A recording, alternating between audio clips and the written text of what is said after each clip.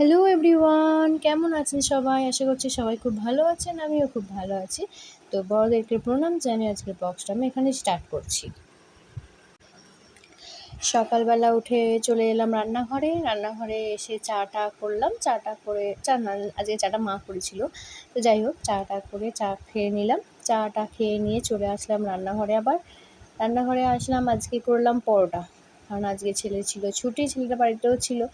তো সবসময় তো ও বাড়িতে থাকে না, সকালবেলাটা ও স্কুলে চলে যায়। তো তাই জন্য ও ছিল আজকে বাড়িতে, ওর এখন এক্সাম চলছে। আর এখানে হয়েছিল খাসির চর্বি দিয়ে ঘুগনি করা হয়েছিল, ঘুগনি আর পরোটা। সকালের টিফিনটা হয়ে গেল, বেশ জমজমাট করে টিফিন করে নিলাম। তারপরে আবার রান্নার কাজে চলে এলাম। এখানে আনাজগুলো ধুয়ে রেখেছি, মানে কেটে রেখেছিলাম, ধুয়ে নিলাম ভালো করে আনাজগুলো। এখানে তোমার গাজর, আলু আর বেগুন দিয়ে আমি আর চিংড়ি মাছ দিয়ে একটা চচ্চড়ি করবো বলে এগুলোকে কেটেছিলাম। আর সবগুলো ভালো করে ধুয়ে নিচ্ছিলাম। একদিকে গাজরগুলোকে ছোটো ছোটো করে কেটে নিয়েছিলাম। ছোটো ছোটো করে কাটলে কী হয় বলতো, তাড়াতাড়ি সিদ্ধও হয়ে যায়, তাড়াতাড়ি রান্নাটা কমপ্লিটও হয়ে যায়। তো তাই জন্য ওগুলোকে ধুয়ে নিলাম বেশ করে, ভালো করে ধুয়ে আর রেখে দিয়েছিলাম। এখানে একটা একটা করে ধুয়ে দিচ্ছিলাম।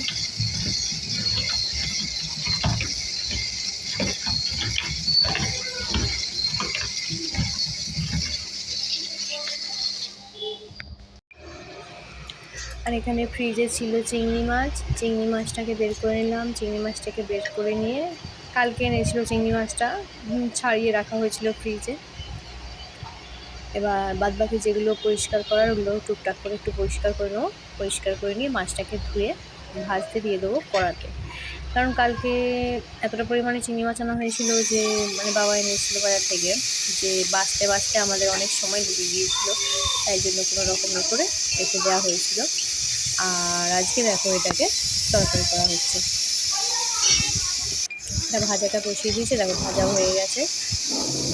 কী বলতো, চিংড়ি মাছ দিয়ে না তরকারির মধ্যে টেস্ট হয়, টেস্টটাই অন্যরকম হয়ে যায়, খুব ভালোও লাগে খেতে। তো তাই জন্য ভাবলাম একটু চিংড়ি মাছ দিয়েই করা যাক তরকারিটা।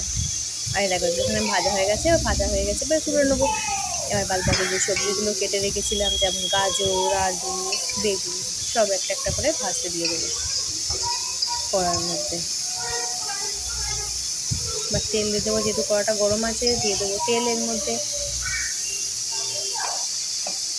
আর একদিকে সিদ্ধ করতে বসিয়ে দিয়েছিলাম ডালও মোটামুটি সিদ্ধ হয়েই এসেছে।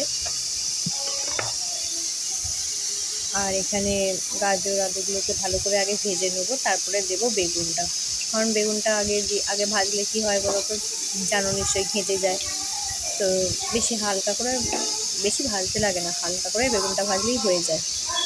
আর এদিকে দেখো গাজর আলুটা দিয়ে দিলাম, দিয়ে এর মধ্যে এবার কড়াতে ভালো করে ভেজে নেবো নাড়াচাড়া করে।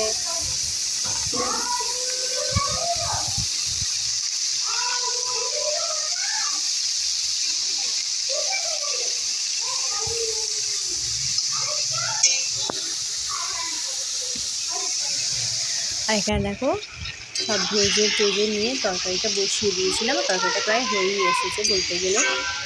গাজর, চিংড়ি মাছ, আলু, বেগুন দিয়ে একটা চচ্চড়ির মতো করেছিলাম।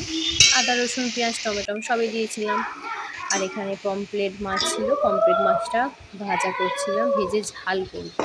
এখানে কিছুটা ভাজা হয়েছিল আর কিছুটা বাকি ছিল। আর এদিকে করে নিয়েছিলাম মশলাটা মিক্সিতে সব কিছু দিয়ে, আদা, রসুন, টমেটো সব দিয়ে মিক্সিতে মশলাটা করে রেডি করে রেখেছিলাম। এখানে কয়েকটা বাসন পড়েছিল, ওগুলোকে পরিষ্কার করে মেজে নেব। আর এদিকে দেখো ডালটা সিদ্ধ করতে বসিয়ে দিয়েছিলাম, ডালটা সিদ্ধ হয়ে গেছে। এবার এর মধ্যে একটু দিয়ে দেবো জল। আর ওদিকে তোমার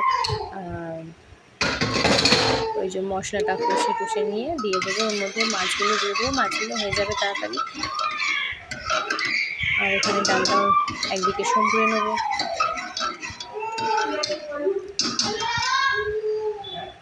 ডালটা এখানে করে নিচ্ছি। আর ওদিকে তোমার মশলাটা ভাজা হচ্ছে, মাছটার জন্য।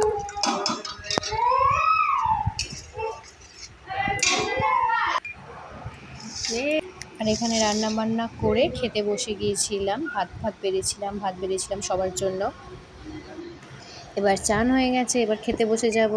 সবাইকে টাটা, সবাই খুব ভালো থেকো। আজকের মতো ব্লগসটা এখানেই শেষ করলাম। আবার একটা নতুন ব্লগস নিয়ে তোমাদের সামনে চলে আসবো।